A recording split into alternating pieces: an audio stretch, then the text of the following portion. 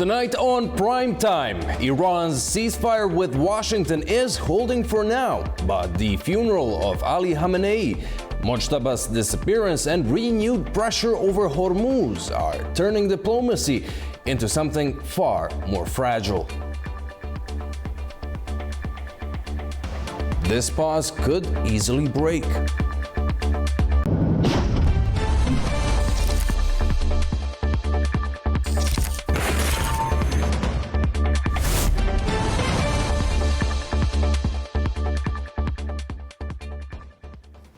Welcome to the program. I'm Andy Miuch.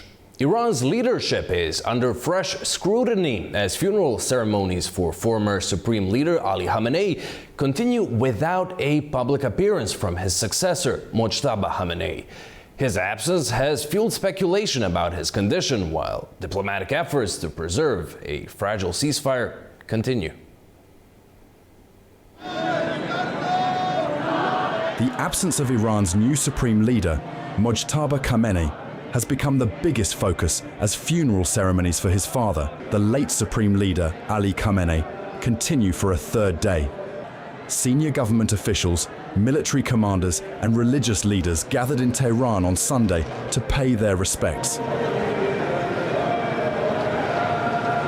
But while Mojtaba Khamenei's three brothers were present, he was nowhere to be seen, adding to growing speculation about his condition.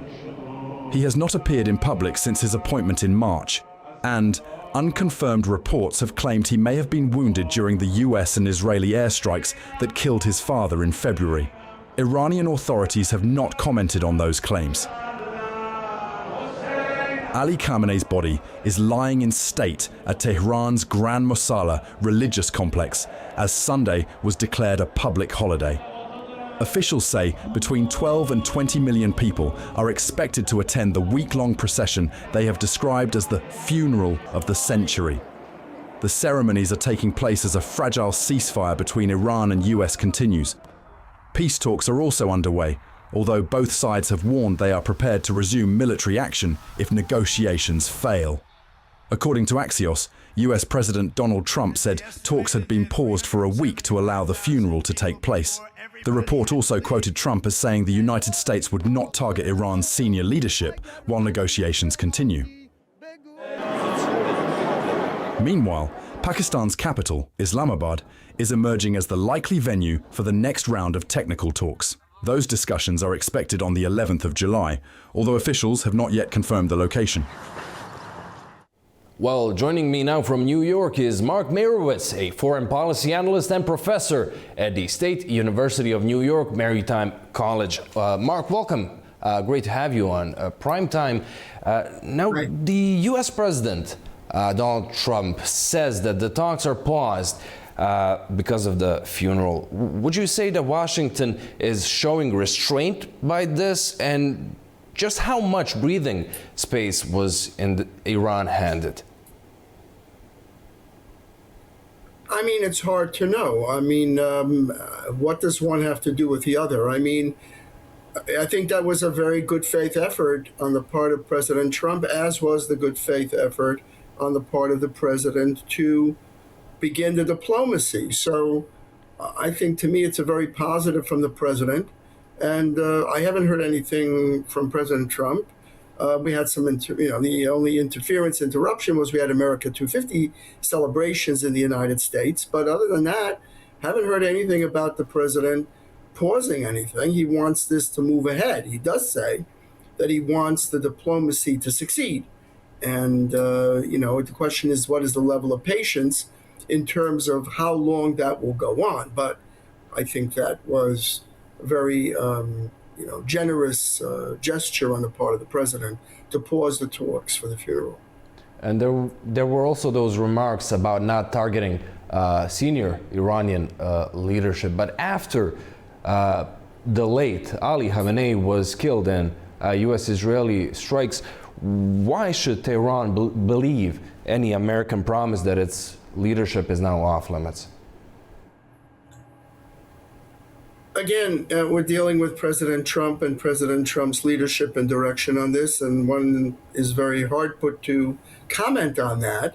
But seems to me that The United States, President Trump, has been very forthcoming to have a good faith effort to negotiate with Iran using intermediaries, Pakistan, and so forth.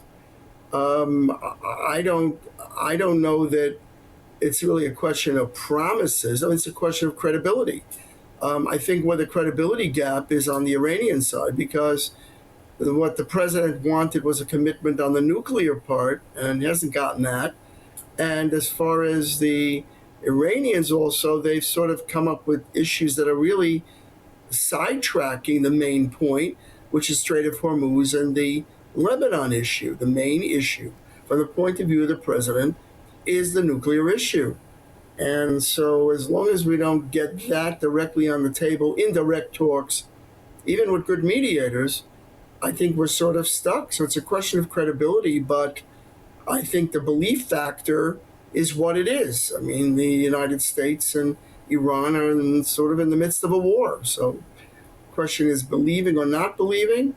I can tell so far the Iranians are the ones who've been breaking the ceasefire and breaking whatever it is that they were promising to do, even under the MOU. So everybody needs to get back on track.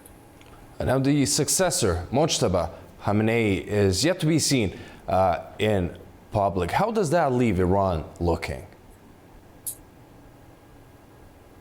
It's a tricky question, and I wouldn't know. I don't have enough information to comment. Obviously, we don't. We have the brother, his brothers, the other children of Ali Khamenei were there. He wasn't there. What does that mean? We don't know.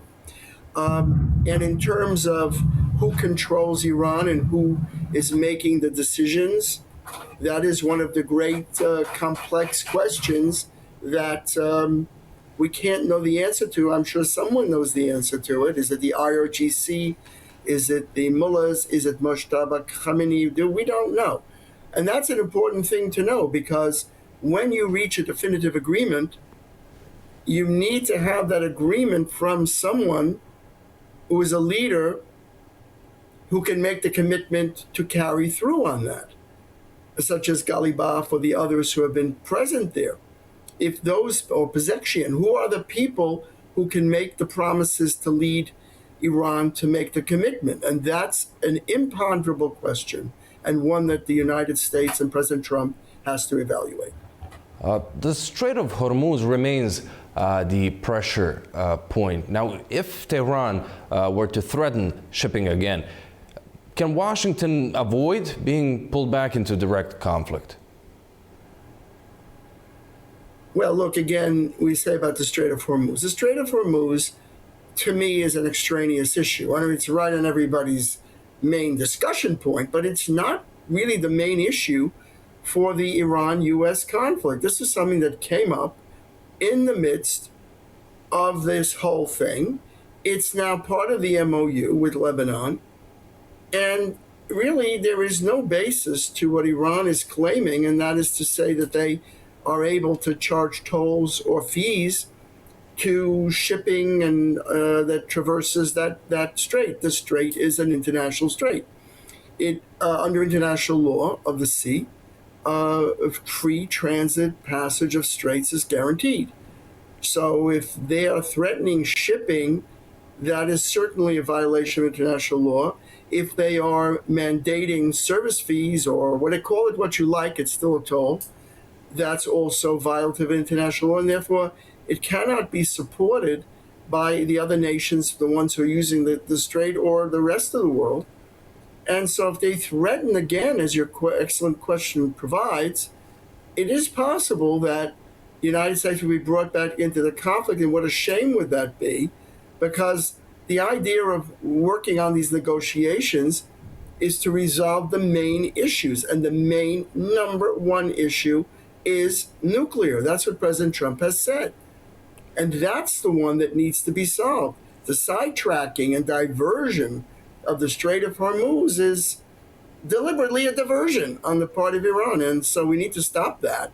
It's hard to do. Once that opened up that can of worms, or that Pandora's box, it's very hard to do that. And now, Mark, because the world is clamoring sorry for to the interrupt freedom there, to go through this. but you've pointed out rightly so that Lebanon is now also part of the interim deal. With this parallel, separate process that U.S.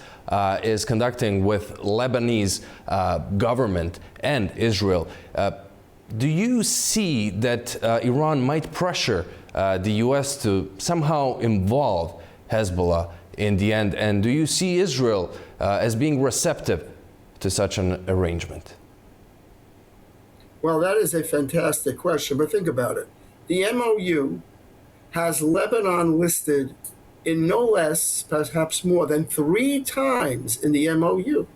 Now, one wonders, what does this have to do with the solution of the crisis on the nuclear? And I would say this: Iran could easily stop Hezbollah from doing what it does, which is terrorism. So your question about what could happen on that, look, I turn to President Ayoun of Lebanon. He says, I want the rest of the world to stop interfering with Lebanon and let us work this out. And Lebanon and Israel entered into a framework agreement, and I think it's 40 or 45 years since they ever had an agreement of any kind. So they're making progress. But where is it debatable or negotiable for the future of Lebanon or the future of Israel, of the citizens who live in that area near Lebanon, to be able to all of those people, Lebanese, Israelis, to live in peace, so long as Hezbollah is operative and supported by Iran? So you just have to basically kind of like close your eyes and just pretend that that's not an issue, but then the Iranians put it front and square into the agreement as a condition precedent, which is what we would say in the law, to do the deal on the nuclear. So that's just got to be put aside and let Lebanon and Israel work this out. That's how it has to be done. Otherwise, there's never going to be a solution. Iran could right now, this minute, give orders to Hezbollah to stop attacking, even to put down its arms, but it's not going to do that because that's its pivot, that's its strong point in the area. So long as we're doing that and we're mentioning Lebanon 3 times in the MOU, I think we're stuck. And we need to unstick it. And that's what President Ayoun was talking about. And I think he's right, spot on right. And those negotiations between Lebanon and Israel are the right direction to work up a peace for these 2 countries without the interference of Hezbollah.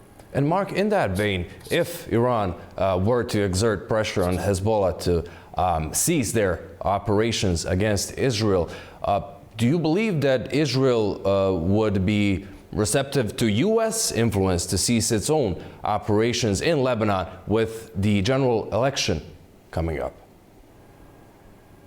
Well, that is the question of the moment.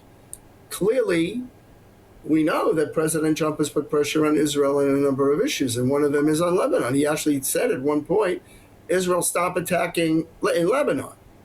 And so, yes, I think that is a very big possibility.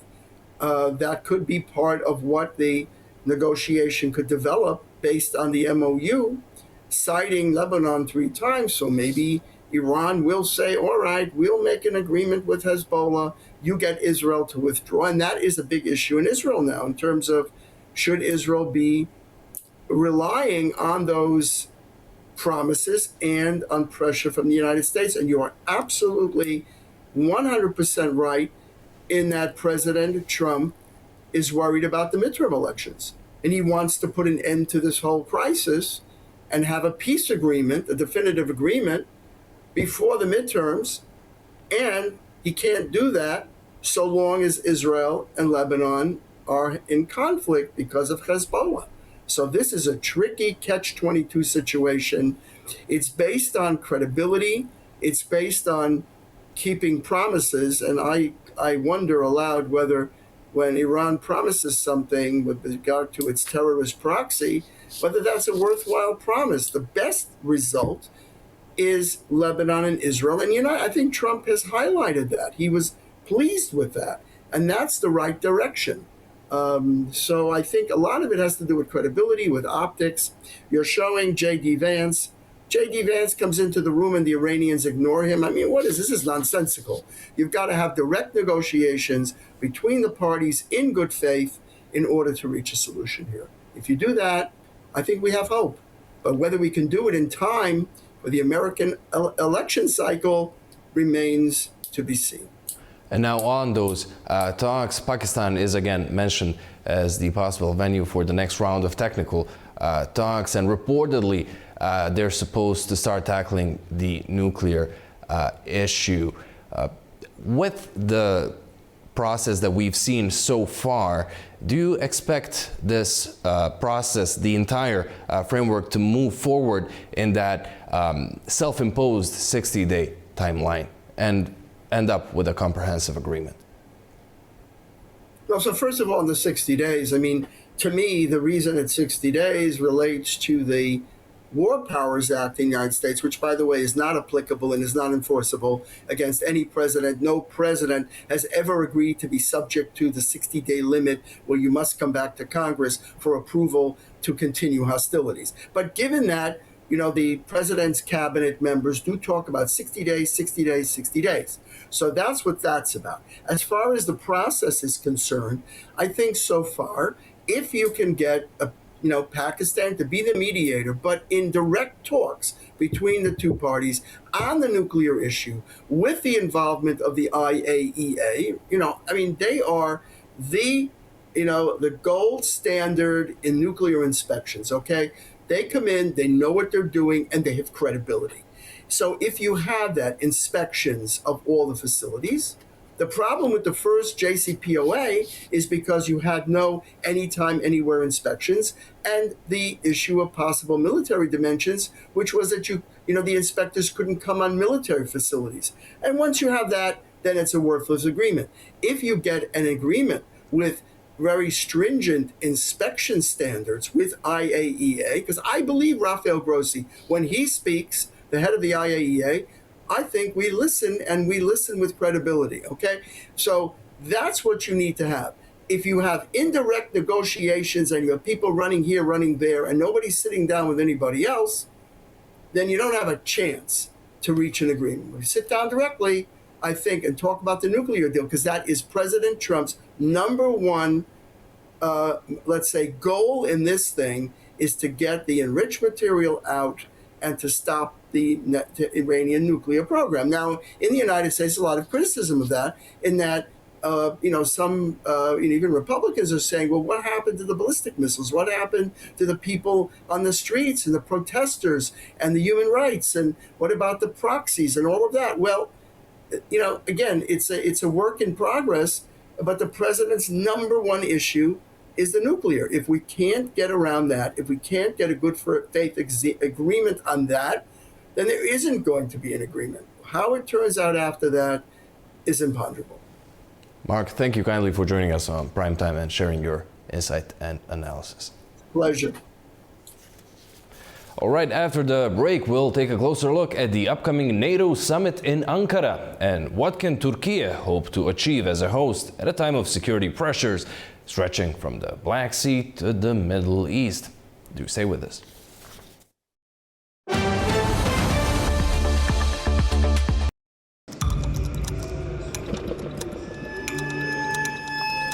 Inside Politics delves deeply into the heart of global issues shaping our world today.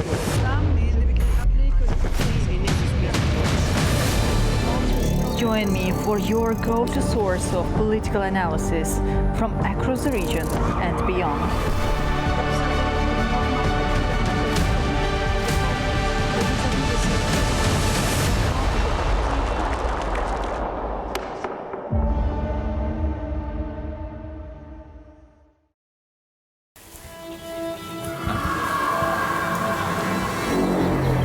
More than 20,000 partisan fighters have been hidden. We found only 3,000. My grandmother had 3 brothers. In the graveyard, the body of just one of them.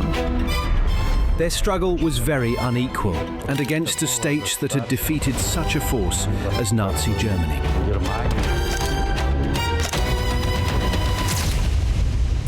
A lot of resistant fighters in the beginning of Soviet occupation actually would end up here, if not killed somewhere in the woods. was arrested at her home. Her 7-year-old daughter ran to her and screamed, "Mom, please take me with you." This report having the names of the individuals who were placed in the list of deportations. I was born in Kengia, in a labor camp. My mother was a partisan liaison. The first years were extremely difficult, of course. Poverty, hunger. The temperature sometimes dropped to minus 50 degrees. The train stations, like the one behind me, once said goodbyes to thousands of people carried from across the Baltic states toward Siberia.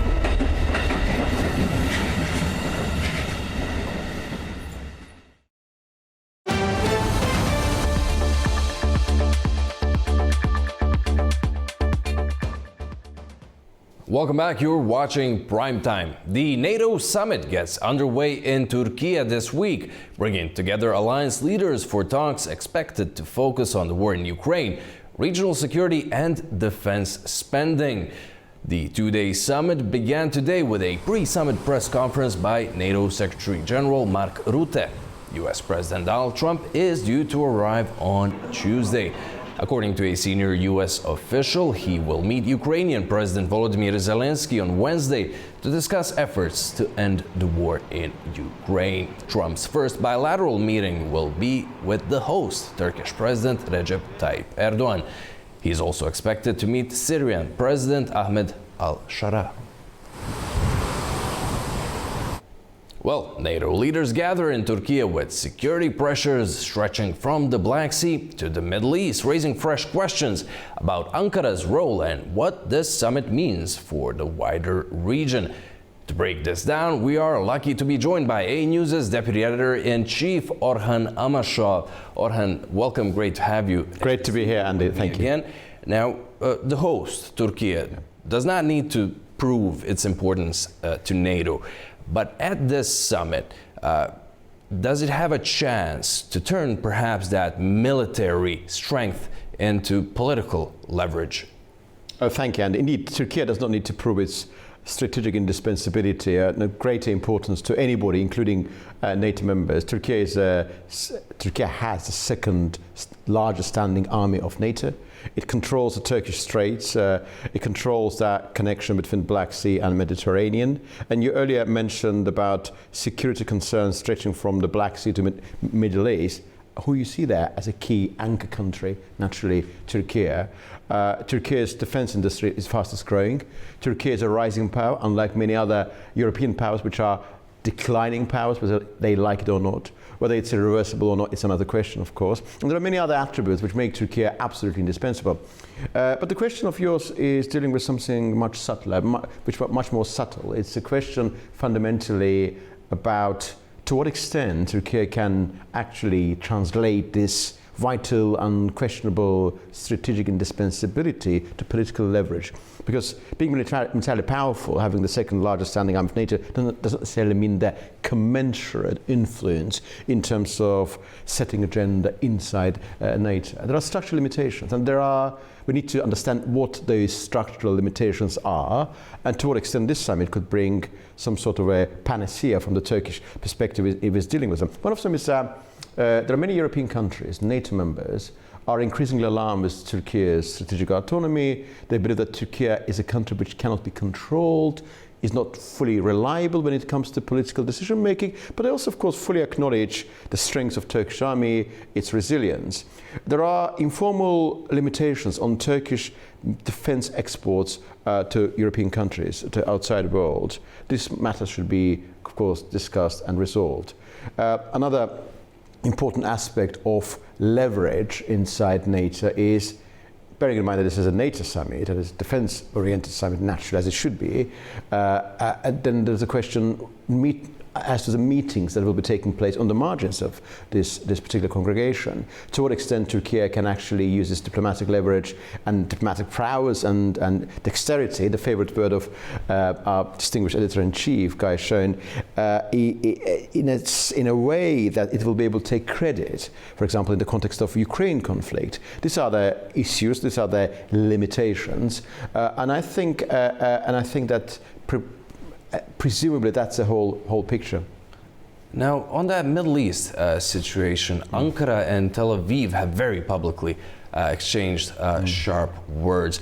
Do you believe that Turkey might use this summit to signal NATO allies that there is no talk about regional security without Ankara involved, and while Netanyahu's government is conducting itself as it is? Yes, it's a very good question, and clearly there's no clear answer to this question, but we could try to find an answer.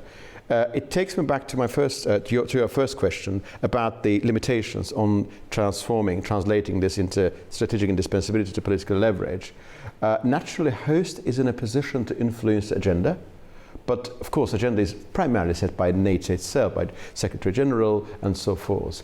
Naturally, we can't discuss regional security without reflecting upon the issues happening in Lebanon, in the wider Middle East and Gaza, bearing in mind that this summit's focus is defense production, defense industry and Ukraine.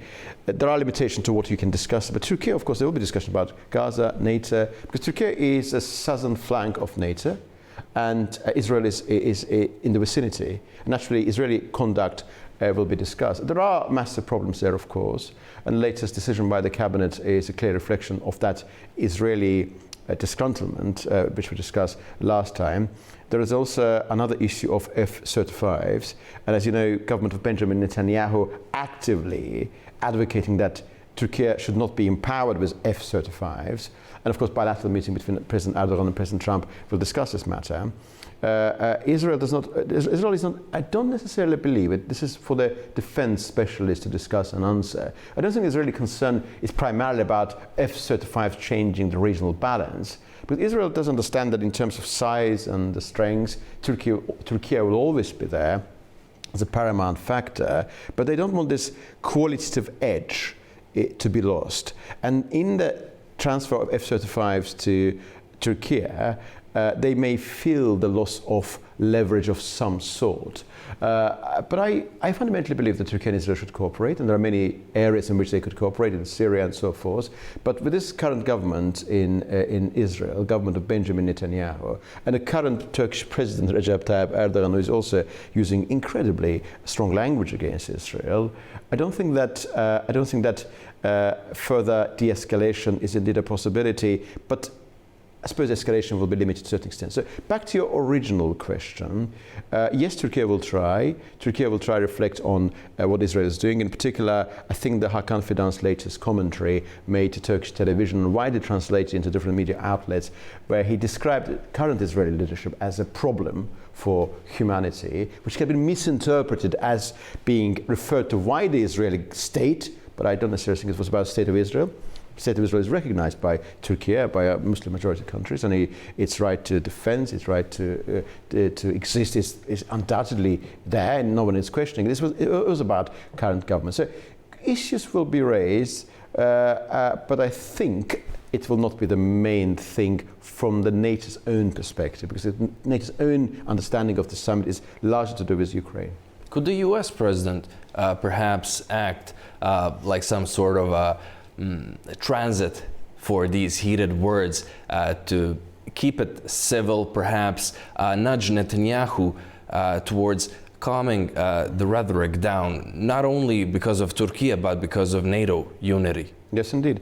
Turkey is an indispensable part of NATO unity, and Israel is America's the major ally in the Middle East. And naturally, American protection is indispensable to Israel's sense of security. For many years, American administration, different administrations, have been following the policy of supporting Israel as much as humanly possible, but also keeping a certain conjecture, structure in the region wherein Turkey was also, from their perspective, played the role of a counterweight to Israel. Israel may be an ally, and a very important ally, but it should not be allowed to go beyond the scope. And Turkey is indispensable in the sense of providing that security. I think American foreign policy in the Middle East is largely based on protecting Israel, but also creating sort of a competitive cooperation atmosphere between Israel and Turkey. And at a time when Turkey and Israel are competing in Syria, they're competing in Lebanon in a certain sense, it's vital the US should play its own constructive role. I think current administration, bearing in mind its attitude towards the current Turkish president and its change of tone regarding F-35s, an increasing recognition of Turkey's wider role in the South Caucasus, in Central Asia, could force or could make President Trump contemplate ways in which these two countries could be brought together. But as I mentioned earlier, we're not talking about de-escalation as such, we're talking about containment. So what is happening is problematic, but it should not be allowed to go beyond certain limits, which would endanger US foreign policy interests. US necessarily does not want Israel and Turkey to have a full-blown war, and it is outside the realm of possibility. Israel cannot fight the NATO ally and shouldn't fight, and Turkey does not want that. And I think the US foreign policy will be on ensuring that acrimony does not go beyond its current level. And you mentioned there the Turkish role in the South Caucasus. Naturally, Azerbaijan is a very close ally to Ankara. How closely will Baku be watching this summit?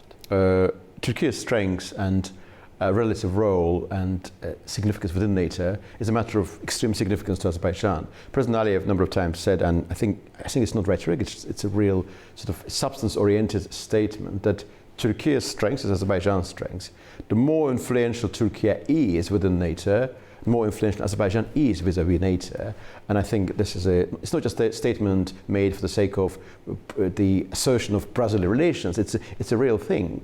Azerbaijan signed the Shusha Declaration with Turkey back in June 2021, and many analysts agree that the Article 5 sort of protection sort of mechanism that exists between Azerbaijan and Turkey, in line with that particular declaration, also means, in a way, not directly, that Azerbaijan is also kind of entitled to indirect NATO protection. When I was in Brussels last year for one of the sort of NATO meetings there, NATO officials, they were trying to convince me that, well, the fact that Turkey is a member of NATO doesn't necessarily mean that all Turkish allies are entitled to NATO protection. But in reality, imagine a situation when Azerbaijan is attacked, Turkey is involved, and then Turkey is attacked by another country, and it could lead to Article 5 being triggered in relation to Turkey and indirectly in relation to Azerbaijan, which many people dispute, and I do not necessarily disagree with them, but the reality is that such an outcome could be deemed as possible. Another aspect here, what Azerbaijan does not want, this is another question, Azerbaijan does not want Turkey's active role inside NATO to be coupled with NATO's sort of a strong rhetoric and real actions against Russia in such a way that South Caucasus becomes a terrain of contestation, sort of basically between Russia and Turkey, in such a way Azerbaijan and Azerbaijan's neighbor Armenia sort of find themselves in a difficult situation. Azerbaijan wants Turkey's strategic autonomy, increase the military prowess of Azerbaijan and relevance, but Azerbaijan does not want to find itself in the midst of clash because Turkey is important within NATO and because NATO is pursuing policies against Russia the way it does. So that's a caveat to Azerbaijani appreciation for Turkish role inside NATO. And how real is that risk, Orhan, if Ankara were to come away from this summit with greater leverage within NATO? It's likely that Turkey will emerge relatively stronger, but I don't necessarily believe in diplomacy, in politics, in ground politics of this nature. You can emerge with a greater diplomatic leverage just because of one particular summit. I think this leverage has been building up for many, many months. There's an increasing recognition for Turkey's role in the region. Current administration has been pursuing very constructive relations with Turkey, and all of the things have been sort of building up for some considerable time. There are many ways in which Turkey could emerge with a greater deal of leverage. If there's a meeting between Zelensky and Trump, which, as I understand, will happen, if something is struck, of course, it will increase Turkey's presence. If there is any recognition of F-35 issue being dealt in other ways, that will increase Turkish leverage. If there is a recognition for Turkey's defense industry prowess, and there are some joint procurement deals signed and struck there, Turkey will emerge with a great deal of influence. So this thing's possible, but I don't necessarily think something macrocosmic could happen just because of this summit, because summits, after all, happen. There are massive expectations preceding them, and when they end, we quite often forget about them. Orhan, thank you so much. Pleasure. For breaking this down for us. Okay, after the break, we'll take a closer look at the implications of the US-Iran talks remaining on hold as Tehran mourns its slain supreme leader. Don't go away.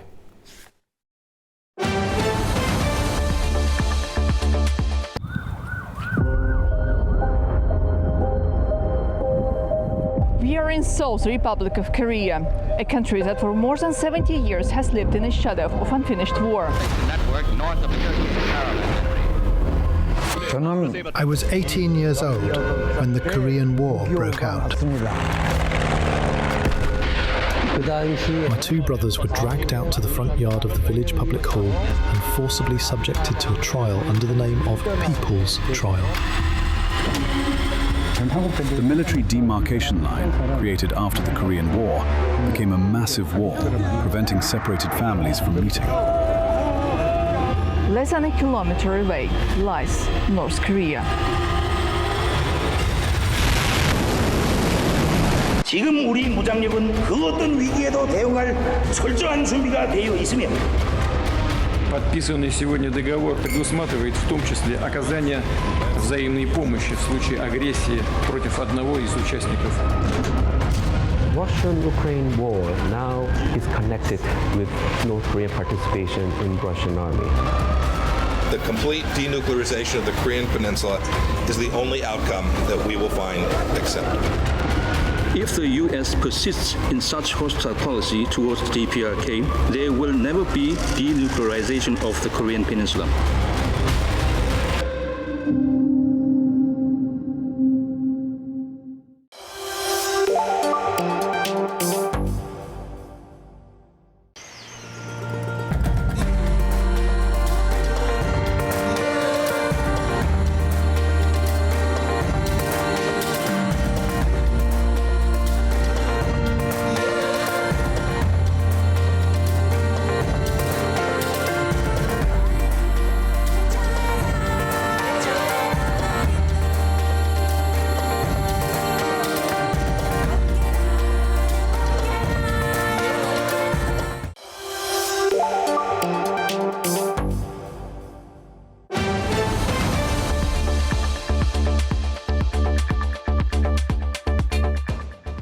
Welcome back. You're watching Primetime. Huge crowds have gathered in the Iranian capital to bid farewell to the late Supreme Leader Ali Khamenei, killed on the first day of the Israeli-US war with Iran on February 28th. A News' correspondent Tura Shiralelu reports from the Azadi Square in Tehran. Reporting from Tehran's Azadi Square to the west of the capital, at the end point of the public funeral processions of Iran's former supreme leader, Ayatollah Sayyid Ali Khamenei, and members of his household killed together by the Israeli-US air raids in February. Their bodies are seen up by massive participation of mourners and supporters who have braved the extreme summer heat of 38 degrees to pay their respect and renew allegiance with the Islamic Republic. The caravan of caskets will be transferred today to the city of Qom for public rituals on Tuesday. According to organizers, the funeral processions are scheduled to continue on Wednesday in Najaf and Karbala cities in neighboring Iraq, where the mausoleums of the Shia saints are located. In the final stage of the farewell, the body of the former leader will be laid to rest on Thursday in the city of Mashhad at the shrine of the 8th Imam of Shia Muslims. Last Friday, the state memorial was held with heads of state, parliament speakers, and ministers as special representatives of governments at the Tehran Musalla prayer hall. As the angry mourners who paid their respect to the late leader and chanted slogans demanding revenge from Israel and the US, it was reported that the Tehran-Washington ceasefire talks, deferred because of the week-long processions, will be held on 11th of July.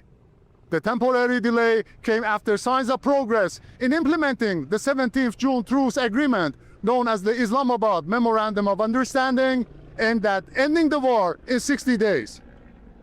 So far, Iranian officials have not confirmed resumption of upcoming mediated talks over the weekend. Dura Shiralilu from Tehran, Foreign News.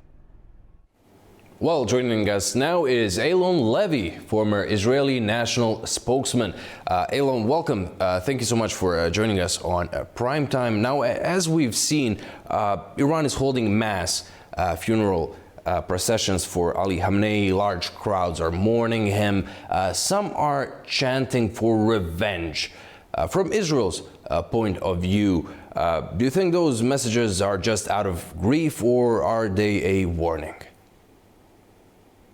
This is the Iranian regime. The supposed moderate Mohammad Bagher Ghalibaf is a man who has led the Iranian parliament himself in cries of death to America.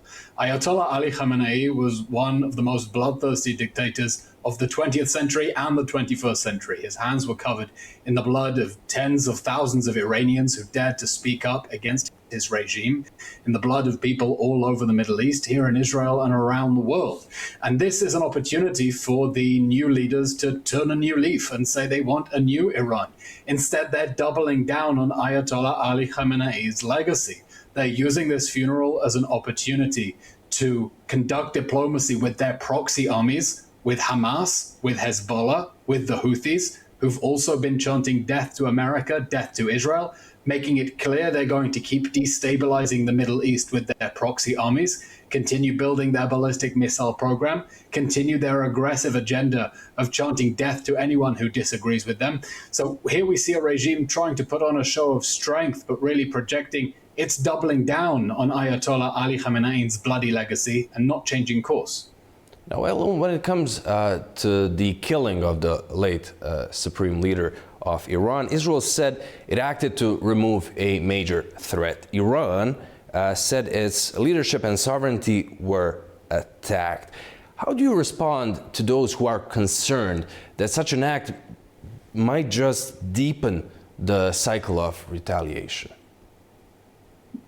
Nobody likes war, but no one wants to see a nuclear-armed Iran. And Israel and the United States took action to stop the Iranian regime building enough ballistic missiles that they would have been untouchable. If they had built 10,000 ballistic missiles by the next year, there would have been no military option to stop this fundamentalist regime from acquiring nuclear weapons. So this war against the Iranian regime saved the world from a specter of a fundamentalist regime pursuing nuclear weapons. But now we're seeing the regime committing to its same path of aggression, its same path of trying to subordinate the Middle East to Iranian domination. Just look at what is happening now, Strait of Hormuz. Under international law, that must remain free as an international waterway. But they're intimidating ships trying to cross on the Omani side, shooting at them, insisting that they pay tolls to the Iranian regime as a bribe to get through what should be an open waterway, and making it clear they're not interested in living at peace in the region, they're interested in dominating the region. And that should concern everyone. And just a quick follow-up there, Eylon. You've been speaking on ballistic missiles. Now, not so long ago, we've heard the U.S. president saying that ballistic missiles are no longer an item on the negotiating table. He said something along the lines, it would not be fair if Iran doesn't have them, if Saudi Arabia has them. How is that viewed in Israel? I think everyone in the Middle East is concerned that the Iranian regime that fired ballistic missiles at drones, at cities, at civilian facilities, at oil ports all around the Middle East could maintain those weapons. Israel wants to see the Iranian regime stripped of the triple threat, the new threat, the most important, 2, the ballistic missiles they fired at cities all around, and 3, the proxy armies like Hamas and Hezbollah that have brought so much death and destruction to the region in order to advance Iran's goals. So these have to be together. If the deal the US reaches with Iran puts a temporary cap on the nuclear program, but releases billions of dollars to the Iranian regime will pour that money into its ballistic missiles, into its proxy armies, and it will only be more dangerous for all of its neighbors, not but also Saudi Arabia, Bahrain, the UAE, Kuwait, all the countries that attacked, I dare say, Azerbaijan too, which was hit by Iranian projectiles. And now let's go back to these processions we're witnessing these days. Now these ceremonies are moving through major Shia religious centers from Tehran to Qom, then Iraq and Mashhad. Does Israel see mourning here or perhaps a political mobilization? This is a political statement by the Iranian regime that is trying to make a show of strength, but it's a projection of its own weakness. Notice the one person we haven't seen at the funeral is the supreme leader himself, the son of the deceased, Mojtaba Khamenei. He has not been seen at the funeral. He has not been seen since February, since his father was killed, and many people are asking whether he is even alive or whether the regime is pretending he is in order to hold on to popular support.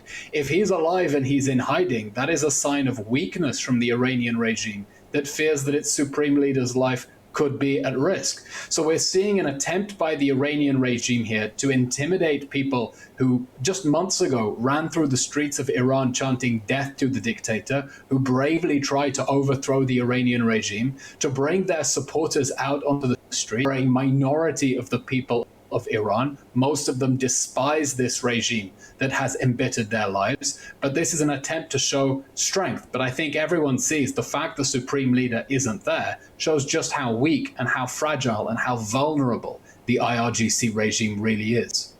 Well, these Tehran-Washington talks might resume on July 11th.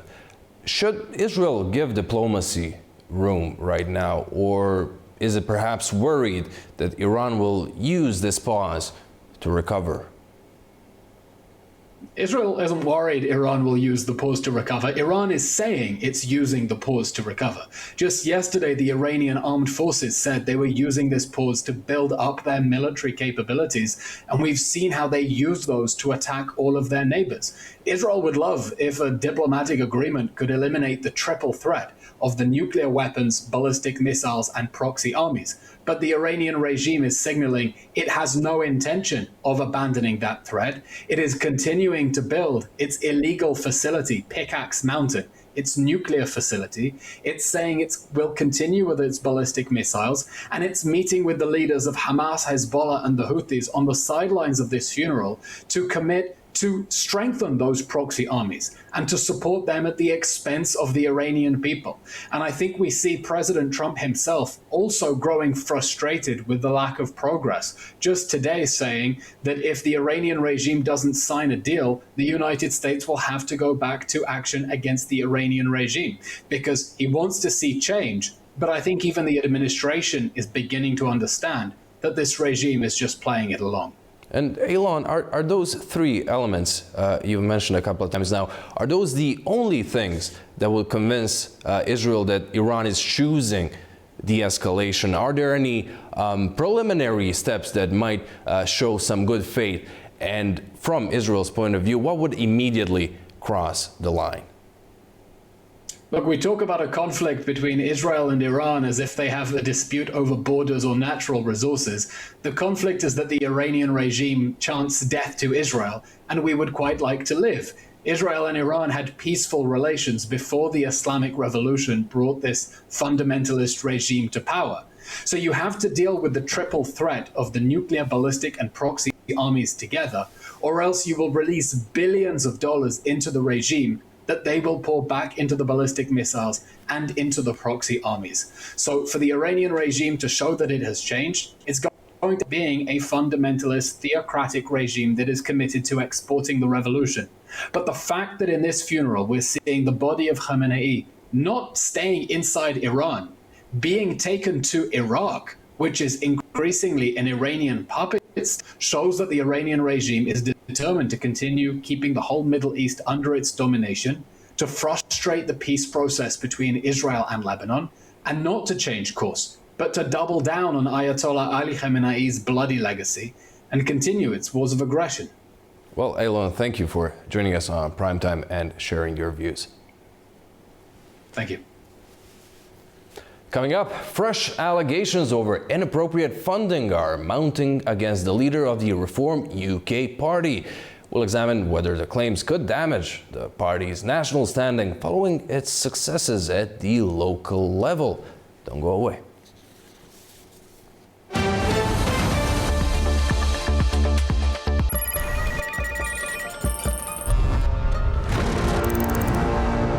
On World Business, we meet the boardroom leaders making market-moving decisions.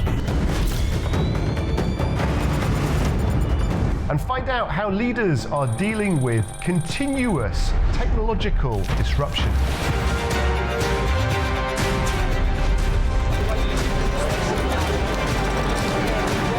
Shaken to its very foundation.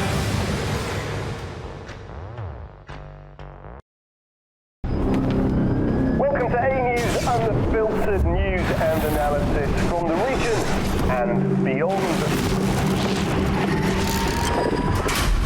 From Washington to Beijing, Tehran to Kabul, to Tbilisi to Tashkent. Hello, I'm Jay. That's challenging. Today is the third.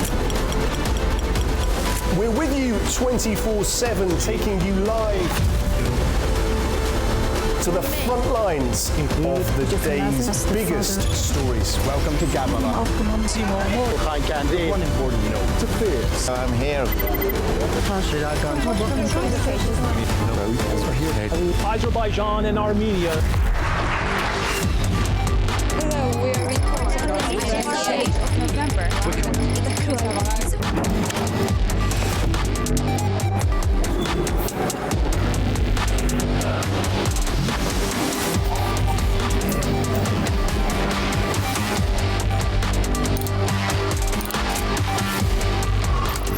Reporting from Paris, Dar es Salaam, Tel Aviv, Washington, London, Moscow, Kyiv, Berlin, Rio de Janeiro, Beijing, Bangkok, Tbilisi, Tashkent, Almaty, Kazakhstan, Port Sudan, Tehran, Islamabad, Istanbul, Kabul, for A News.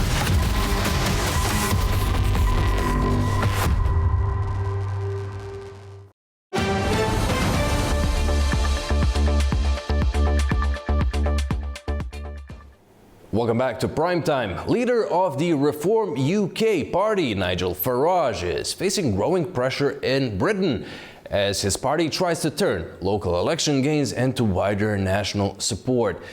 The former Brexit campaigner is under renewed scrutiny over allegations that he failed to declare financial support and benefits linked to allies before entering Parliament.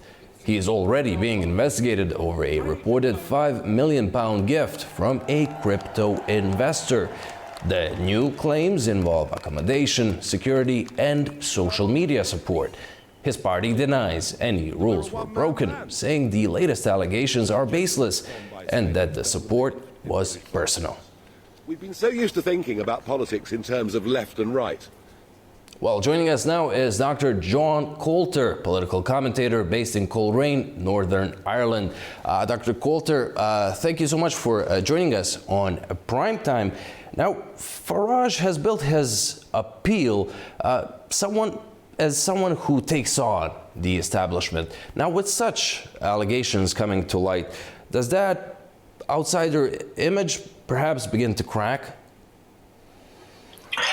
Well, good evening, Andy. The big problem is that United Kingdom politics and politics across Europe in general, the right wing needs Nigel Farage if it is to have a very clear voice on the political spectrum.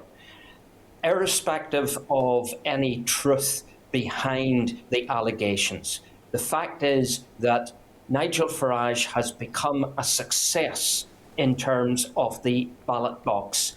He's proven that in the past as leader of the United Kingdom Independence Party. He's proved it with his leadership of the Brexit Party, and now he's conclusively proved it again with Reform UK. He is a major thorn in the flesh of the establishment.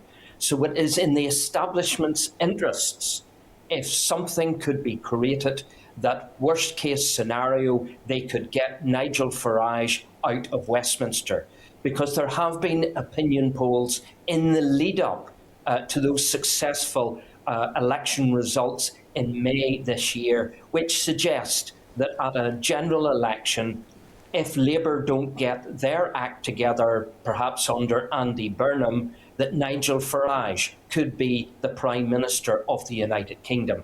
That would be a major boost for the right wing, because at the present minute, the Conservative Party, which would have been the bastion of the right wing, especially under the Margaret Thatcher era, doesn't seem to be cutting the mustard, as the saying goes. It doesn't seem to be putting up a good right-wing front. So it's essential for right-wing politics that Nigel Farage remains in the forefront. Now, his party is denying that any rules were broken, but in politics and in such circumstances where the right wing wants to keep him there as a point man, does this appearance of influence perhaps do as much damage as a breach itself? Unfortunately, in politics, especially in British politics, image can subvert the reality. And it may well be that there's absolutely no grounds whatsoever to these allegations. But we live in an era where spin doctors have a major play. And if they could spin the allegation that Farage is somehow financially corrupt or incapable of leading the country, then Reform UK has a major image problem. I must emphasise that these are just allegations. But we've got to say that basically sometimes image can become more influential than the actual reality of the situation. And Farage is already under investigation for that £5 million gift from a crypto investor. How dangerous is that for a party trying to look ready for national power? This could be very dangerous. It could give the false impression that there is something corrupt going on. It could give the false impression that they couldn't handle the budgets, the massive budgets which any government, which any Prime Minister will have to handle. And there's a major, the even bigger crisis is that Farage could not deal with the small boat armada that has been constantly coming across the English Channel. Your previous interviewee talked about the dangers of the Iranian regime as a result of the funeral today. Is Nigel Farage capable of leading one of the major Western powers that will put its foot on the neck of Iran? That's another key issue. In terms of foreign policy, is Nigel Farage the man to lead the United Kingdom? And looking at it from the other side, could his supporters see this as yet another establishment hit job? Could this strengthen the support he has? Without any question of a doubt, if I was a spin doctor for Reform, I would be playing the line, look, this is a political hit on Nigel Farage because they fear Nigel Farage. Yes, we expect within the next maybe few weeks, few months, to have Andy Burnham of Labour in number 10 Downing Street. But the key question there is, does he have a policy that is workable? Nigel Farage has consistently at the ballot box shown he has a policy. He has policies, especially on immigration, which appeal directly to the UK leadership and to the UK voter base. Now, has Andy Burnham got that? So it is in Andy Burnham's favour if, say, the political establishment can somehow smear Nigel Farage to prevent him and his party getting access to 10 Downing Street. Likewise, take a look at it from the Conservative Party. They simply haven't been adding up the numbers. They didn't do well in May's elections. The Tory right wing is not in any position to come back as a significant force on the right. So it is in his opponents, Nigel Farage's opponents' gift to be able to smear Farage politically to such a degree that folks stop voting for Reform, or indeed that a second right-wing party emerges to take votes away from reform. And John, does this expose a wider problem in British politics, be it Farage or leader of any other party, that personality-led parties now depend more on wealthy backers than grassroots machinery? It seems to me, Andy, that UK politics is moving towards an American-style model. Look at the financial war chests, which, irrespective of whether you want to be the Democratic candidate or the Republican candidate in the United States, you need massive financial backing. And we're not talking tens of thousands of dollars. We're talking millions of dollars to be able to get you into the White House. So from that point of view, we're moving towards almost this American model of the big personality. And certainly Farage has got that personality. He's learned a lot from Donald Trump from that aspect of things, that basically having backers who will put their hands in their wallets, in their purses, and give the money to the party, that's what is needed. We live in an era of spin, and that spin costs money. So that Farage is well ahead of the game politically on that aspect of things. Dr. Coulter, thank you kindly for joining us on Primetime and sharing your insight and analysis. Okay, after the break, we'll take a closer look at the latest escalation in the Russia-Ukraine war on the eve of a NATO summit, and as Kiev tries to position itself not only as a recipient of military aid, but also a provider of defense technology expertise. We'll be right back.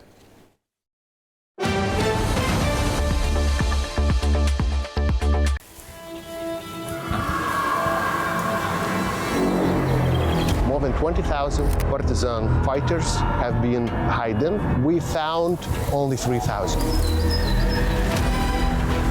My grandmother had 3 brothers. In the graveyard, the body of just one of them. Their struggle was very unequal and against a state that had defeated such a force as Nazi Germany.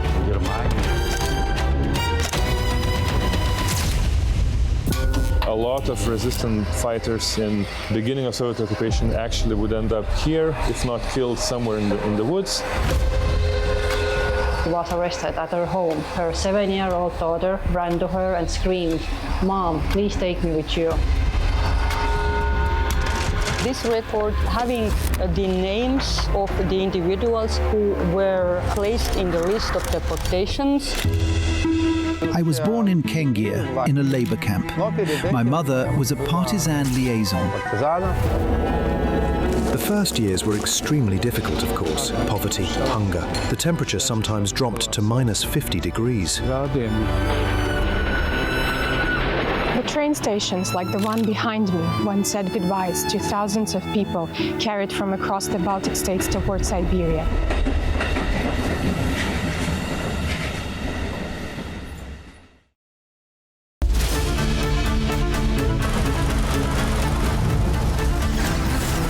As America sleeps, Europe is waking, and the East has begun its day.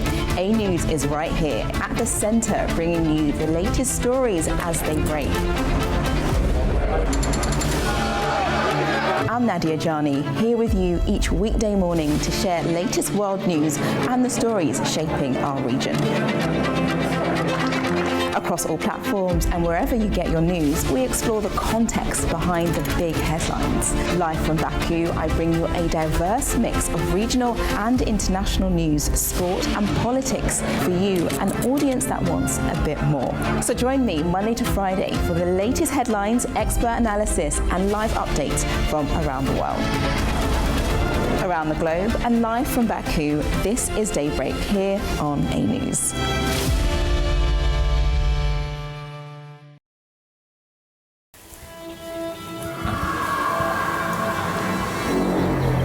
More than 20,000 partisan fighters have been hidden. We found only 3,000. My grandmother had 3 brothers. In the graveyard, the body of just one of them. Their struggle was very unequal and against a state that had defeated such a force as Nazi Germany.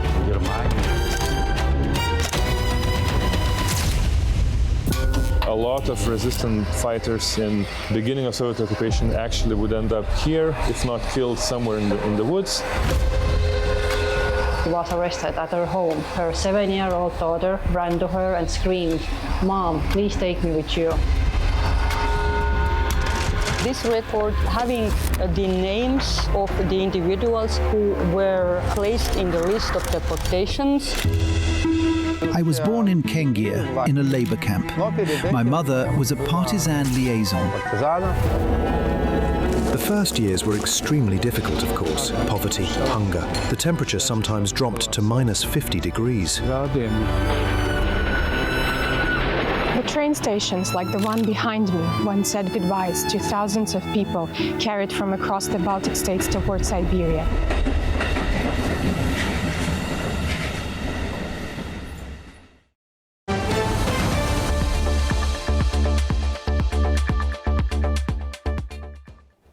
Welcome back, you're watching Primetime. Russian missiles and drones have targeted Kyiv, killing at least 21 people and wounding dozens more. The attack heavily damaged apartment blocks across the city, as Ukraine and Russia also reported strikes on each other's energy and transport infrastructure.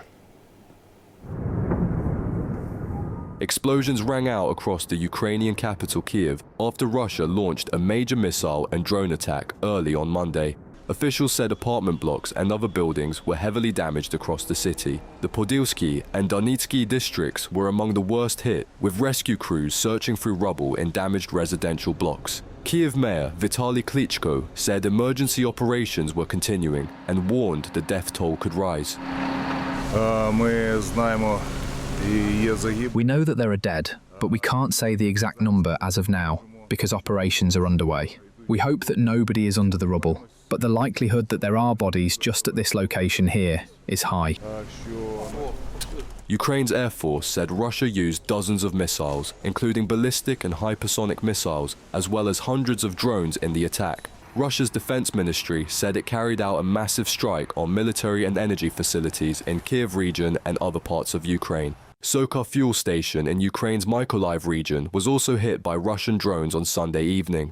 Soka Energy Ukraine said 3 Shahed-type UAVs targeted the station, causing an explosion and damaging its administrative building. All employees were in a shelter during the attack, and no injuries were reported. Soka facilities in Ukraine have been targeted before, including 2 fuel stations in Zhytomyr region last summer and an oil depot in Odessa region that was hit by Shahed-type drones. Ukraine also launched drone attacks on Russian and Russian-controlled areas on Monday. Russian authorities said the strikes damaged Baltic seaports, including Ust-Luga, one of Russia's major oil export outlets. Well, Ukraine is turning years of battlefield experience into a new diplomatic tool. Kyiv hopes to strengthen ties with NATO and Middle Eastern partners by sharing its expertise in drone warfare and air defense. Ukraine says it hopes to sign major defense cooperation agreements with at least 7 NATO countries by the end of this year. That's according to The Guardian, which says the move is part of a broader strategy to present itself not only as a country that receives military aid, but also as one that can provide valuable defense technology and expertise. In recent months, Ukraine has already signed similar agreements with 6 countries. They include NATO members Latvia and Lithuania, as well as Saudi Arabia, the United Arab Emirates, Qatar and Azerbaijan. Ukrainian officials say these are known as drone deals, according to the article, but they go far beyond supplying drones.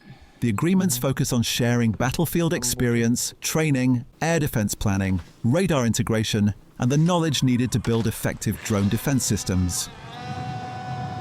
For now, the agreements do not include large-scale exports of Ukrainian drones, because domestic production remains focused on Ukraine's own military needs. Instead, Kyiv first assesses a partner country's defense requirements before recommending equipment and systems. Ukraine says it's also working with European partners on a more ambitious project, developing a European alternative to the US-made Patriot air defense system to better protect against ballistic missile attacks. Officials say Europe's changing security environment is creating new opportunities for cooperation. Ukrainian diplomats say allies increasingly see Ukraine not only as a country that needs support, but also as a future provider of security expertise and defense innovation. Well, joining us now from New York is John Kovalik, senior editor at Issue Insight. John, welcome. Always great to have you on Primetime. Now, Ukraine obviously has a war to fight, but with these deals, would you say that it's projecting strategic confidence, or does it perhaps risk coming across a bit tone deaf to its allies who are still funding its defense? Both. Ukraine needs to demonstrate that it has the technical capability and also the manpower capability to continue to fight Russia and optically defeat Russia. Maybe not get Russia out of the territory it occupies, but not have Russia take any more territory, come to the negotiating table, and basically where the lines are now or where the lines are going to be. But President Zelensky wants to look for opportunities, and the opportunities are sell the technology, sell what we've learned.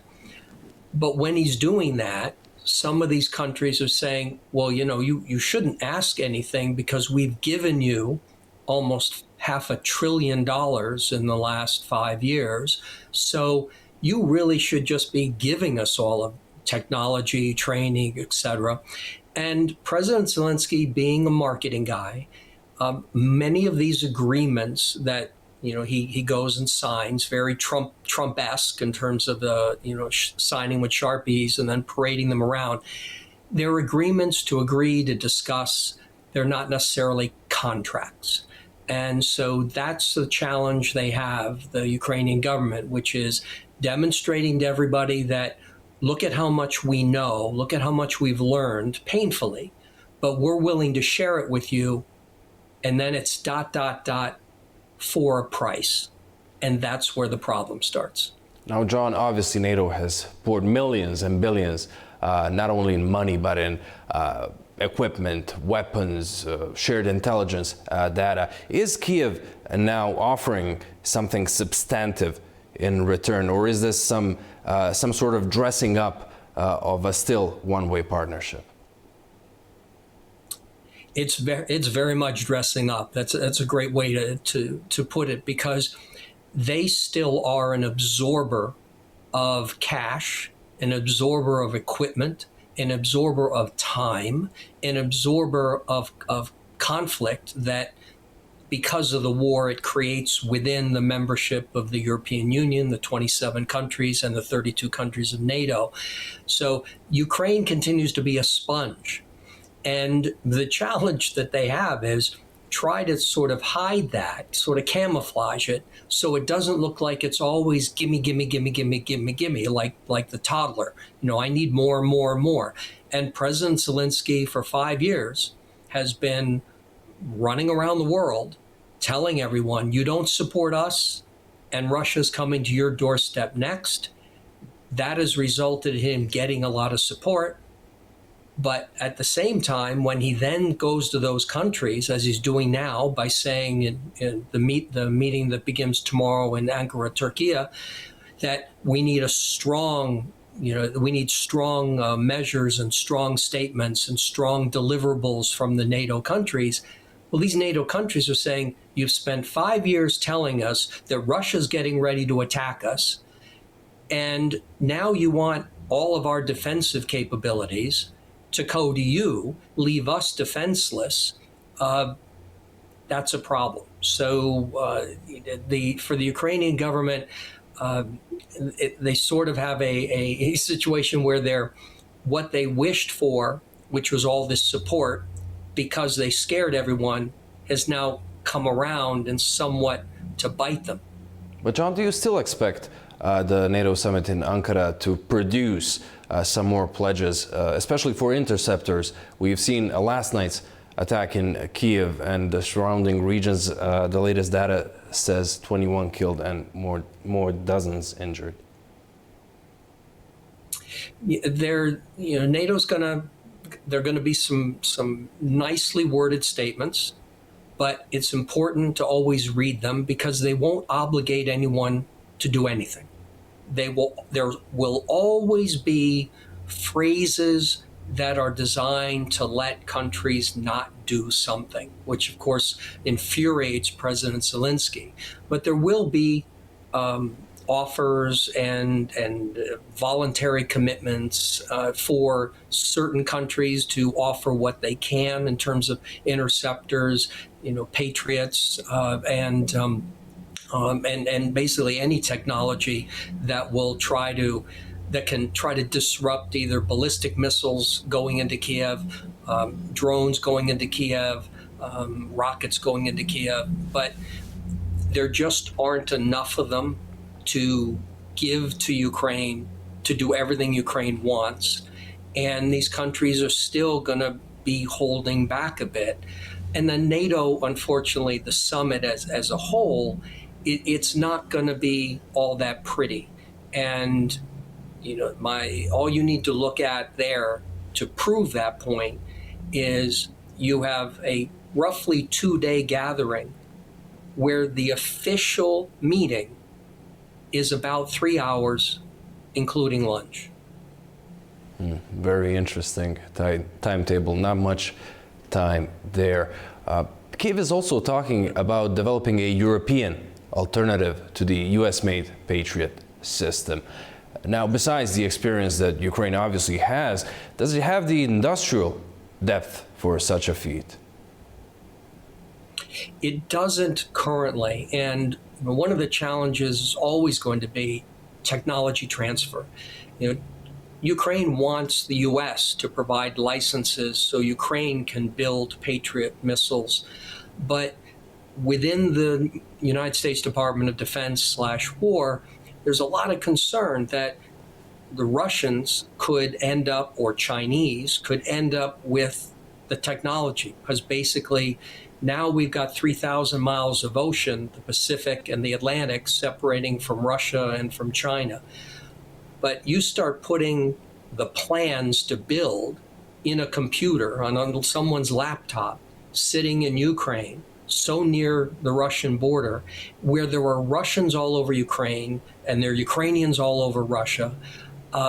It scares people. And so Ukraine's going to have a tough time getting authorization to build, construct, license in country.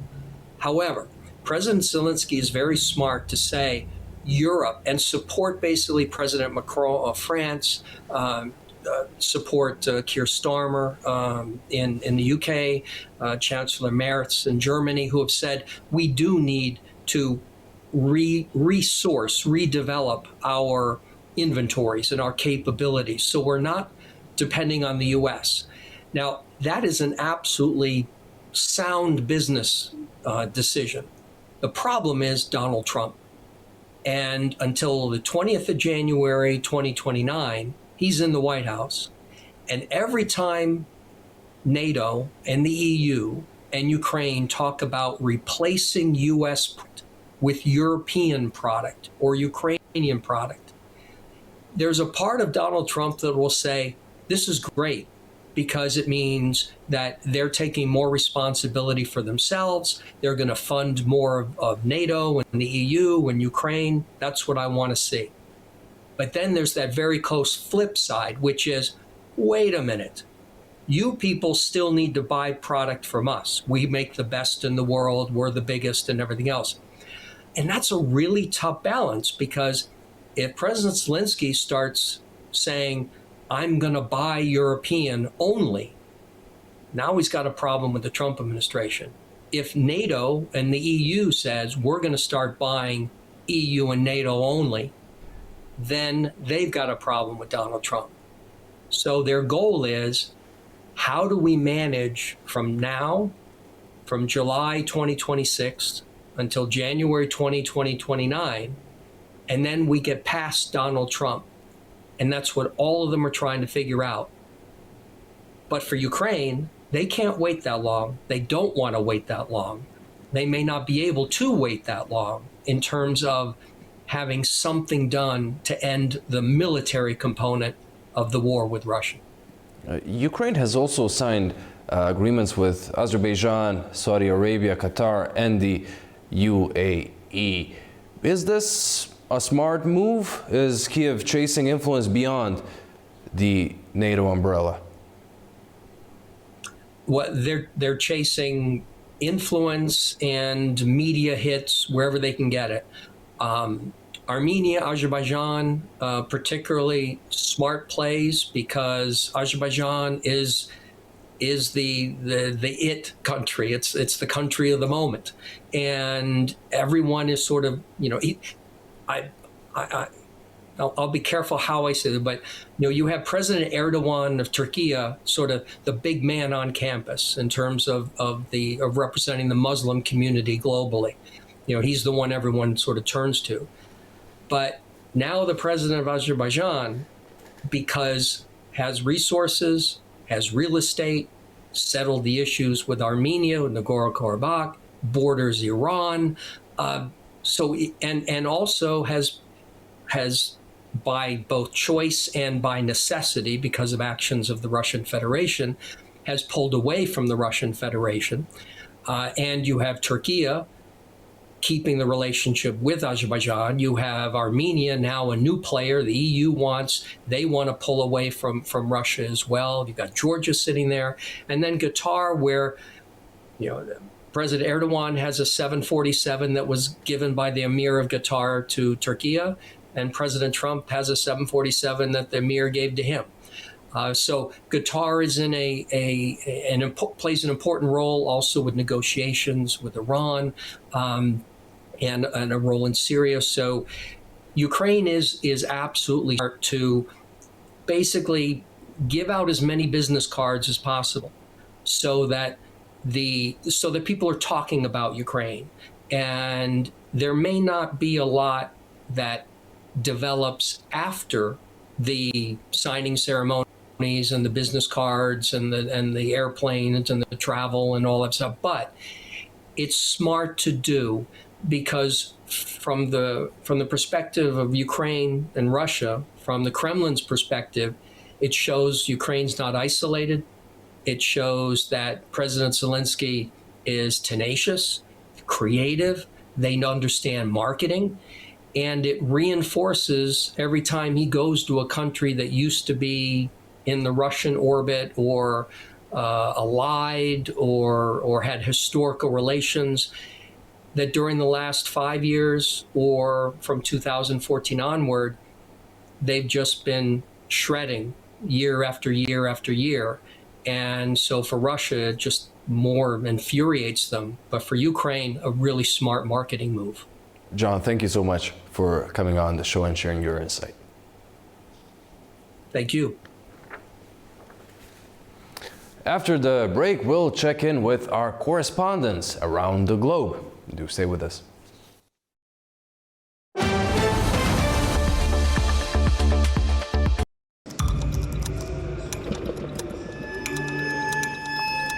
Inside Politics delves deeply into the heart of global issues shaping our world today.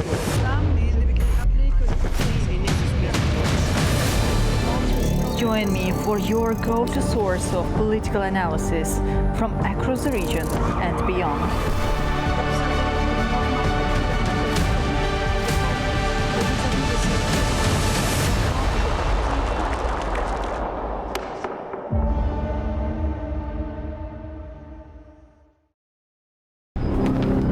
Welcome to A News, unfiltered news and analysis from the region and beyond. From Washington to Beijing, Tehran to Kabul, to Tbilisi to Tashkent. Hello, I'm Jay. That's challenging. Today is the third. We're with you 24/7, taking you live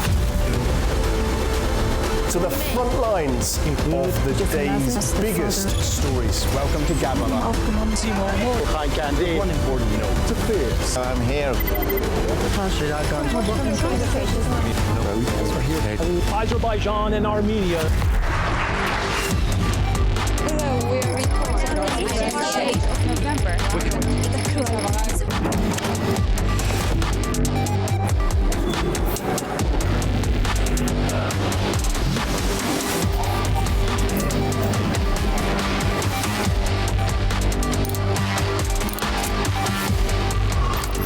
Reporting from Paris, Dar es Salaam, Tel Aviv, Washington, London, Moscow, Kyiv, Berlin, Rio de Janeiro, Beijing, Bangkok, Tbilisi, Tashkent, Almaty, Kazakhstan, Port Sudan, Tehran, Islamabad, Istanbul, Kabul, Port Emu.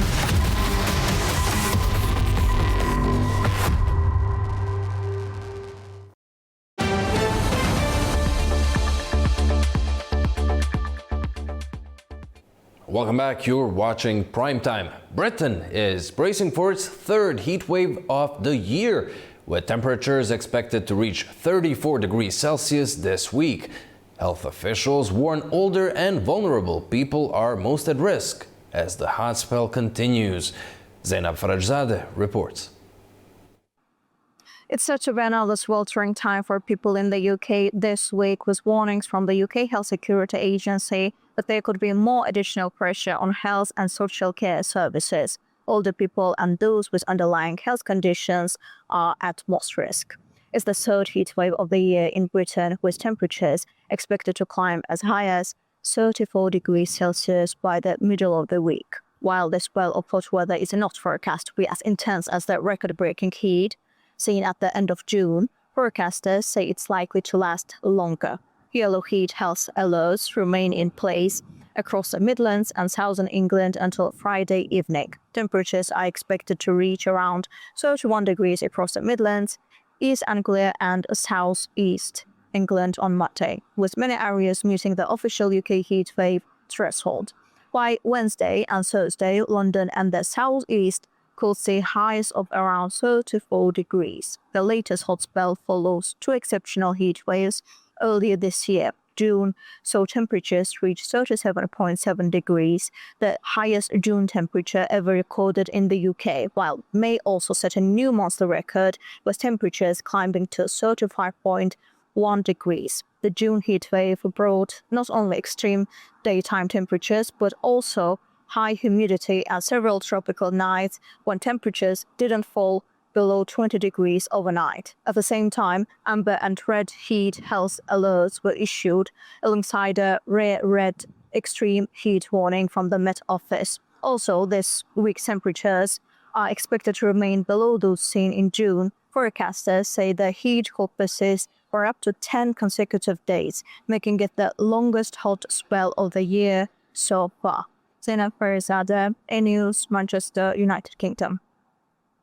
Georgia says its long-delayed Anaklia port will remain fully state-owned, with international partners brought in only to operate terminals.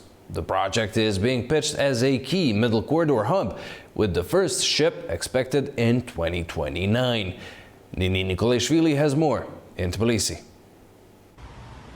Georgia's government said it will keep ownership of the port and maritime infrastructure, but several international partners, not just one as originally planned, will operate the terminal operations with no equity stake involved.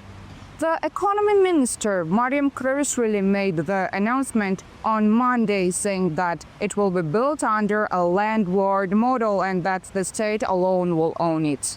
This will be a Georgian port, she said, flatly denying any shares will be sold. This marks a sharp turn from Anaklia's troubled past. A US-backed consortium first won the tender in 2016, but the project collapsed in 2020 amid corruption charges and the withdrawal of American investors. In 2024, the government picked a Chinese-Singaporean consortium instead, deepening concerns in Washington and Brussels that Georgia was drifting away from the West. The minister also welcomed interest from China, Central Asian states and Azerbaijan, all key players in the Middle Corridor, the trade route linking Europe and Asia that bypasses Russia.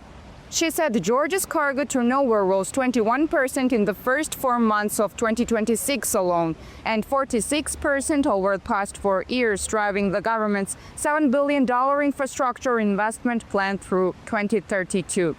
previously confirmed that dredging and breakwater construction are already underway, dismissing critics and invited the public to see the work firsthand. She added that the first ship is expected to dock at Anapria in 2029. Nini Nikolaishvili, Tbilisi, A News. Uzbekistan is also looking to expand its access to the Black Sea through Georgia's Anaklia deep sea port. The move could strengthen the middle corridor and give Central Asia a wider route into European and global markets. Sevil Rajapova has more on that in Tashkent. Uzbekistan is exploring ways to increase export and import shipments through the Georgian port of Poti, one of the country's main gateways to European and global markets. During meetings in Tbilisi this week, transport officials from Uzbekistan and Georgia discussed expanding cooperation across road, rail, sea and air transport. They also talked about improving the integration of Uzbekistan's transport network with the middle corridors linking Central Asia to Europe. An Uzbek delegation later visited the port of Poti and held talks with the operators of the Free Industrial Zone, container terminals and logistics companies. Discussions focused on expanding storage capacity, container handling, multimodal transport services, and the efficient movement of export, import and transit cargo. The visit also reviewed progress on Uzbekistan's own logistics terminal under construction in Poti's Free Industrial Zone. The 30-hectare $18.3 million project, launched in September 2024, will include cold storage facilities, warehouses and terminals for bulk, oversized and containerized cargo, providing Uzbek exporters with direct access to Black Sea shipping routes. The project forms part of Uzbekistan's strategy to diversify export corridors, reduce transit risks, and strengthen trade links with Europe and other international markets. It is Sevil Rajab reporting from Tashkent, Uzbekistan A News. Afghanistan's refugee crisis is back in focus as senior UN officials visit Kabul to assess the growing pressure from millions of returnees. They say support for displaced families, host communities and essential services is now critical as the country faces overlapping humanitarian and economic challenges. Tamim Bahiz has the details in Kabul. The United Nations High Commissioner for Refugees, Barham Saleh, and the Administrator of the United Nations Development Programme, Alexander De Croo, arrived in Kabul for a joint visit focused on Afghan returnees, displaced families and vulnerable communities. According to the Ministry of Refugees and Repatriation, the two officials met with the Deputy Minister of Refugees and Repatriation of Afghanistan to discuss the scale of returns and the support needed on the ground. The ministry says the officials stated that their visit is aimed at hearing directly from Afghan people and better understanding how the United Nations can help provide practical and sustainable solutions. During the meeting, the officials said nearly 6 million Afghans have returned to the country since 2023. Barham Saleh said this is one of the world's largest return movements, making up about a quarter of global refugee and returnee figures. The United Nations says Afghanistan continues to face serious challenges, including large-scale refugee returns, economic difficulties, climate change impacts, and increasing pressure on essential public services. The organization emphasized that women, returnees, internally displaced persons, and host communities remain among those most in need of continued support. Both United Nations officials pledged ongoing assistance for Afghans, particularly in healthcare, humanitarian aid, and job creation. Tamim Bahiz in Kabul, A News. Azerbaijan's Shusha has welcomed experts, researchers, and civil society representatives from around the world for an international conference exploring cultural and ethnic diversity, historical memory, and today's challenges. Ilknur Seydamirova reports. Azerbaijan's cultural capital Shusha hosted an international conference on cultural and ethnic diversity, bringing together civil society representatives, researchers and experts from across the world. The conference, titled Cultural and Ethnic Diversity, Lessons from History, Contemporary Challenges, welcomed participants from 10 countries, including Turkey, the United States, Germany, France and Georgia. A key focus of the conference was the Circassian people, with speakers examining the legacy of their historical displacement, the preservation of their language and culture, and calls for greater international recognition of their historical experience. Discussions also turned to what participants described as Russia's treatment of ethnic minorities.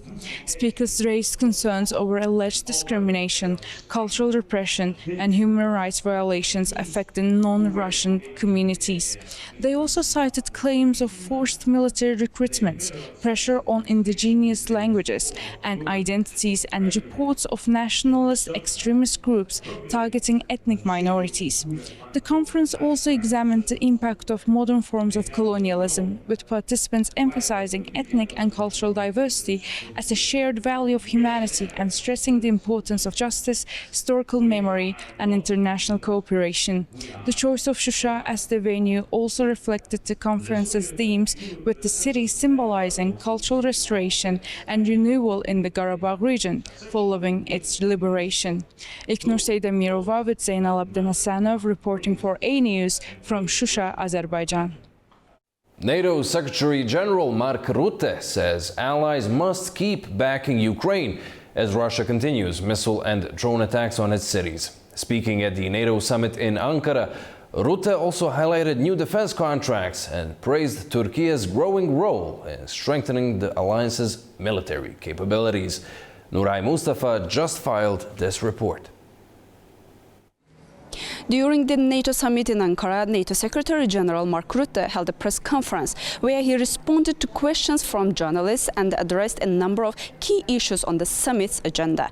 Rutte said that in light of the ongoing war with Russia, allies should continue supporting Ukraine and ensure it receives the assistance it needs.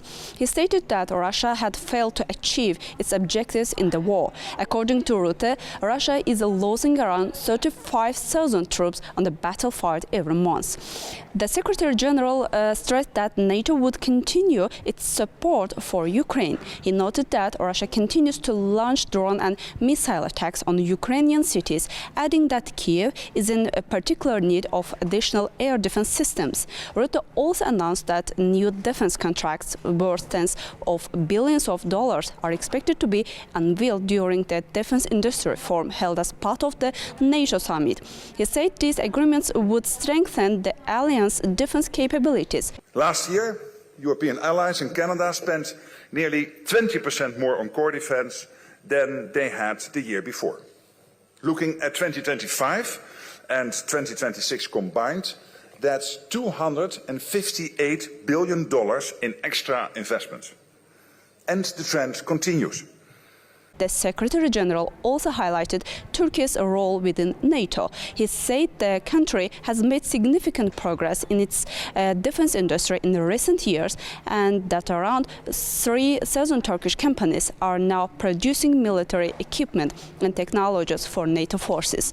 Rutte added that Turkey has one of the NATO's largest and most professional armed forces. According to him, the country's geostrategic position, its leadership within the alliance and its hosting of this year's summit demonstrate its importance to NATO. Nuray Mustafa, Avaz Hajiev for A News, Ankara, Turkey. China has launched a new rail freight route to Turkmenistan, strengthening cargo links across Central Asia. The service comes as Beijing's trade with Kazakhstan and Tajikistan continues to grow sharply. Fariza Kalimurzina sent us this report earlier.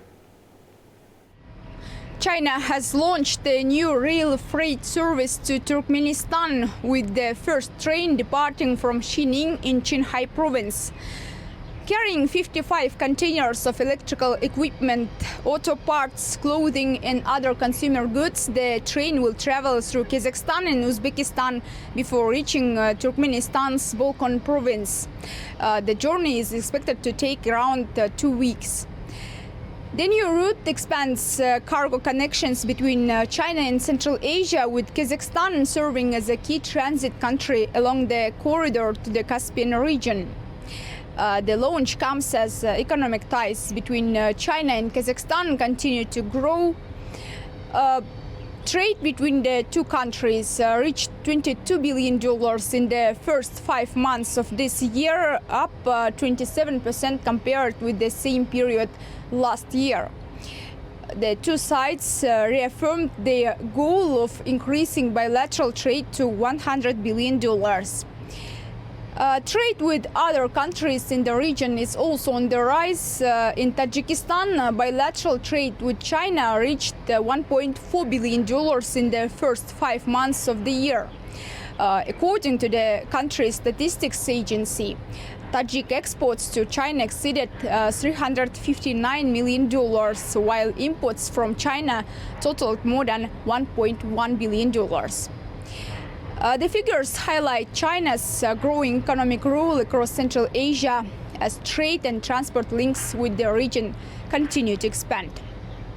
Parisa Kalimurzina, Almaty, A News. China and Russia are launching joint naval drills in the Yellow Sea as military cooperation between the two powers continues to deepen. The exercises of Qingdao will be followed by a joint patrol in the Pacific. Abuhay Jafarova reports from Beijing. China and Russia are set to begin their annual joint naval exercise Maritime Interaction 2026 off the Chinese port city of Qingdao. The drills will run from July 6 to the 13th in the Yellow Sea and will involve coordinated operations at sea and in the air. According to China's Minister of National Defense, the exercise is aimed at improving coordination between the two navies, responding to shared security challenges and maintaining regional peace and stability. Russian state media says a cruiser, a corvette, a diesel-electric submarine and a rescue vessel from Russia's Pacific Fleet have already arrived in Qingdao to take part. Following the exercise, Chinese and Russian naval forces will carry out a joint maritime patrol in the Pacific Ocean, continuing a series of regular bilateral operations. While Beijing has not disclosed the number of personnel or equipment involved, analysts say the drills highlight the deepening strategic partnership between China and Russia amid heightened geopolitical tensions across the Indo-Pacific. Abuhay Jafarova, A News, Beijing, China. Okay, after the break, we'll take a look at other top stories making the headlines today. Do stay with us.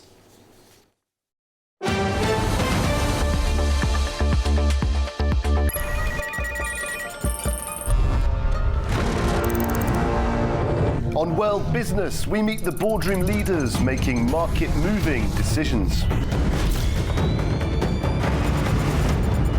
And find out how leaders are dealing with continuous technological disruption.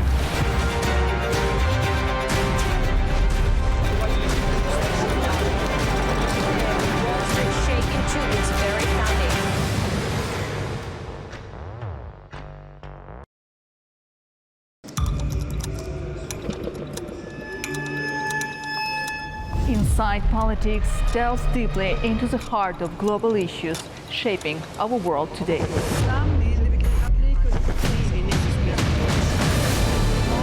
Join me for your go-to source of political analysis from across the region and beyond.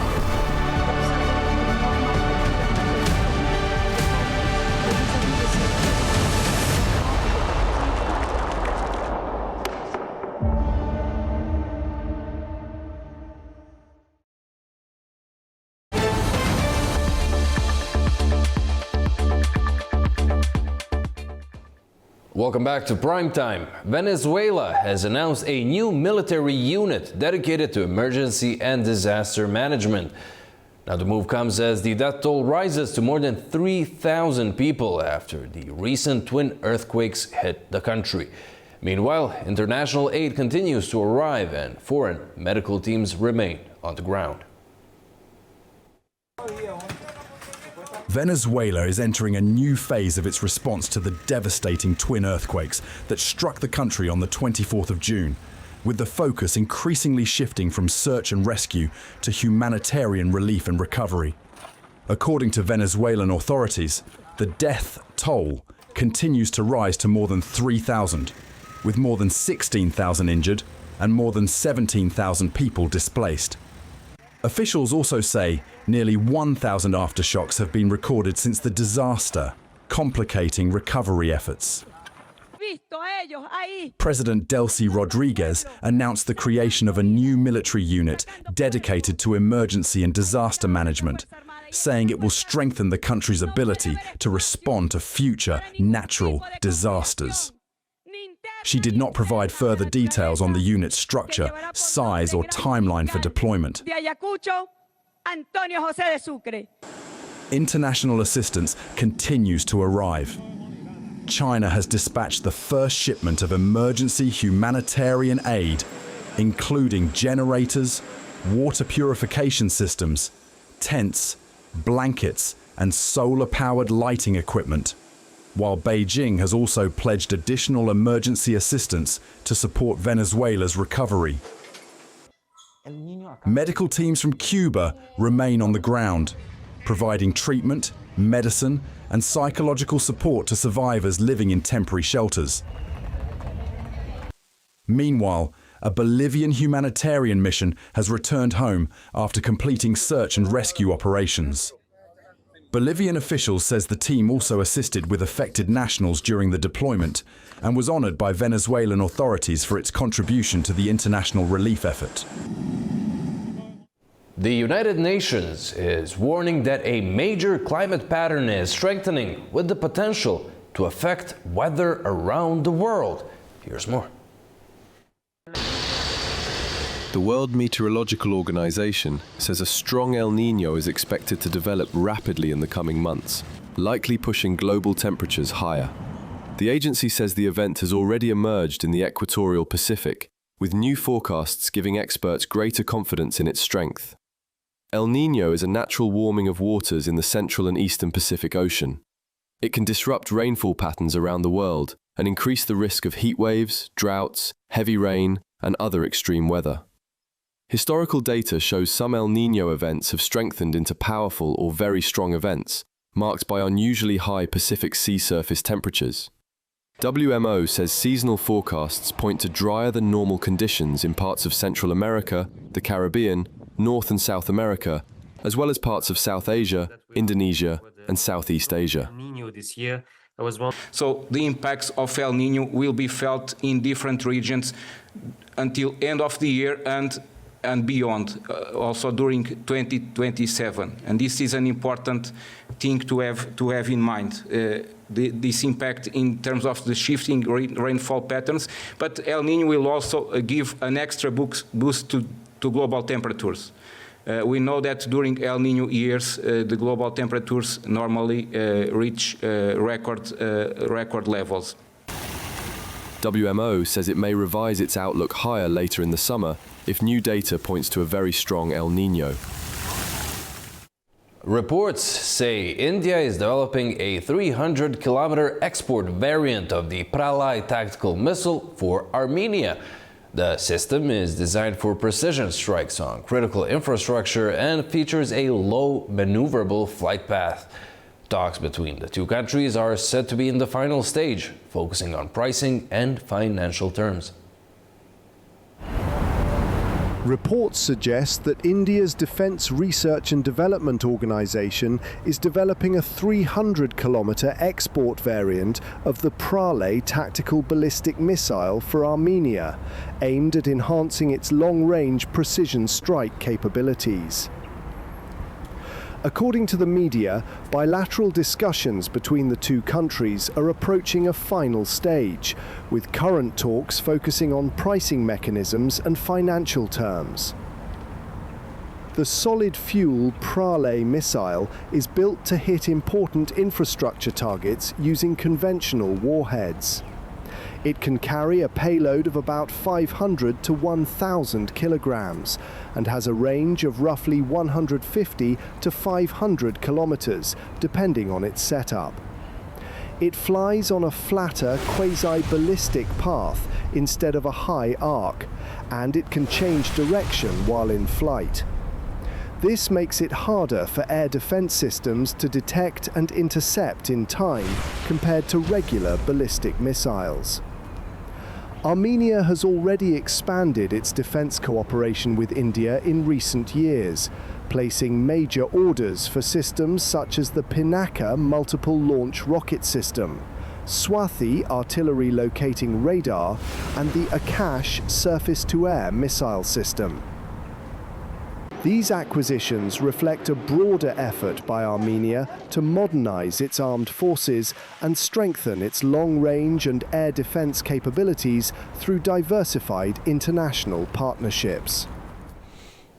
Well, that's our show. Thank you so much for watching, and join us again tomorrow. From all of us here at A News, have a nice evening.